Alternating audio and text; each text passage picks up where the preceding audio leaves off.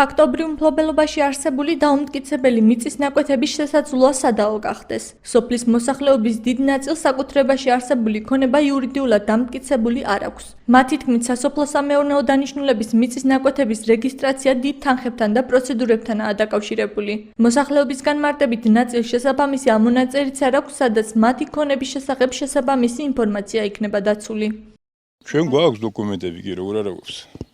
გვაქვს ყველა საბუთი გვაქვს შევარდნაძის დროინდელი. ახლა რამდენი მთავრობაც მოვიდეს, ყველა მახალი ხალკანონი რომ მოიტანოს, სადვირბინოთ მაგდენი გადასახადები როგორ ვიხადოთ კაცო. ძვირია ერთი ნაკვეთი რომ დაიკანონო, სადღაც 200 ლარამდე ჯდება. წინა არჩევნებიც რო იყო, მაშინ კიდე მოგვატყუეს და მიგვიყანეს მთელი სოფელი და გაიფორმეთ რეესტრები, დისკები რაღაცები. ის ჩამთავრდა წააგეს ნაციონალებმა ის არჩევნები და ის დისკიც დაიკარგა და სულ ყველაფერიც. ყოველდღე ახალ რაღაცას მოიგონს. ეხლა არ ვიცი ჩვენი რო კანონით ჩვენ დაძელი იძახიან დისკი უნდა იყოს რაღაც ეგეც არ ვიცი რა ვიცი სიმართლე. არა გაქვთ გადატანილი. ჩვენ არა გვაქვს. ჩემი შვილმა დედამთილმა აჩუქა ბავშვსა ეგრე დაწერა, ბაბო მაჩუქაშვილის შვილსა. ნუ ყველა საბუთი გვაქვს. იმის გამო, რომ სოფელ მინაძის მოსახლეობამ მიწის ნაკვეთი ახალი კანონმდებლობის მიხედვით ვერ დაიკანონა, ტერიტორია სადაო გახდა. ამ დროისათვის სათიბებად ქცეულ სავარგულებს ორი მფლობელი, თავდაცვის სამინისტრო და ადგილობრივი მოსახლეობა ჰყავს. ამის დამადასტურებელი საბუთი ორივე მათგანს გააჩნია. ახალი კანონმდებლობით გათვალისწინებული დოკუმენტი თავდაცვის სამინისტროს, ძველი კი მოსახლეობას. ღელეს გადაღმა თავდაცვის სამინისტროსი. აქეთ მოსახლეობისა. ეს ვინ გასა ეს ბრძანება, ვინ იმას ახკნა, ვინ დაუმტკიცა ეს ადგილები, არავინ არ იცის. ამბობენო არ დახნათო, არ მოხნათ, არ შეხვიდეთ. ეს არის სამხედრო გზა, სამხედრო ადგილი ორფოლასთან ახლოს.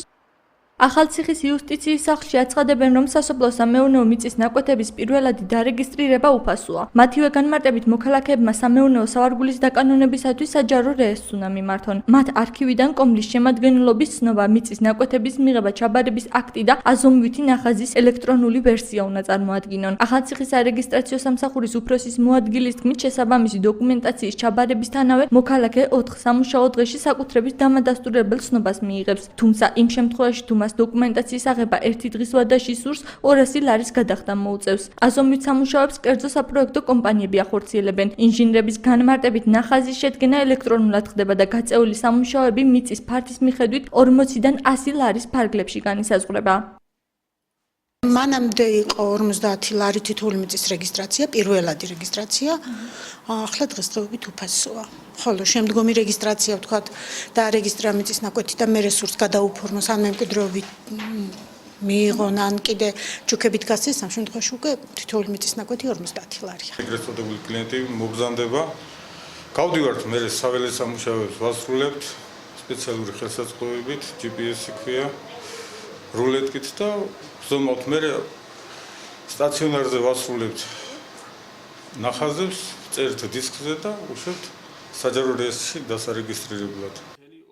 იმ შემთხვევაში, თუ მოქალაქეს ფაქტობრივ მფლობელობაში იმაზე მეტი მიწის ფართი აქვს მითვისებული, ვიდრე ეს დოკუმენტაციაშია წარმოდგენილი, მაშინ მას გარკვეული პროცედურების გავლა მოუწევს. იურისტის გიორგი ჯვარიძის განმარტებით, იმ შემთხვევაში, თუ ქონებას ვერ დაიკანონებს, სახელმწიფოს უფლება აქვს სასოფლო-სამეურნეო დანიშნულების ნაკვეთი, ეგრეთ წოდებულ მფლობელს ჩამოართვას. მისი თქმით, გაუთვალისწინებელი შემთხვევის თავიდან ასაცილებლად პირმა თავდაპირველად ის ფართი უნდა დაიკანონოს, რომლის დამადასტურებელი ცნობაც გააჩნია. შემდეგ კი მოქალაქე მითვისებული ფართის დასაკანონებლად ადგილობრივ საკრებულოს განცხადებით უნდა მიმართოს. თვითმმართველობაში შესაბამისი კომისია შეიკრიბება და იმსჯელებენ, რეალურად არის თუ არა პიროვნების ფაქტობრივ მფლობელობაში ესა თუ ის მიწის ნაკვეთი. როგორც იურისტი გიორგი ჯვარიძე ამბობს, აღნიშნული პროცედურებიც გარკვეულ თანხებთანაა დაკავშირებული.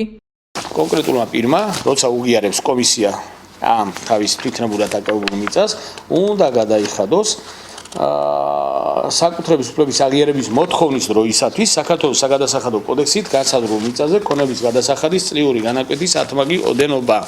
ანუ ახალციხისში რომ არის დადგენილი სავარაუდოდ 50 ლარი გექტარს მიწაზე, სახნავზე, ამ ადამიანმა 1 ჰექტარი მიწა რომ დაიკანონოს, უნდა გადაიხადოს 500 ლარი. ფიზიკურ და კერძო სამართლის იურიდიულ პირების მფლობელობაში არსებულ მიწის ნაკვეთების და საკუთრების უფლების შესაბამისი კანონი 2007 წლიდან მოქმედებს. მიწის ის ფართობი, რომელიც მოსახლეობამ 1992 წლიდან 2007 წლამდე მიითვისა, საშუალება აქვთ ხელახლა დაიკანონონ. თუმცა 2007 წლის შემდეგ მითვისებული მიწის ნაკვეთის დაკანონების უფლება ფაქტობრივ მფლობელს აყარ აქვს.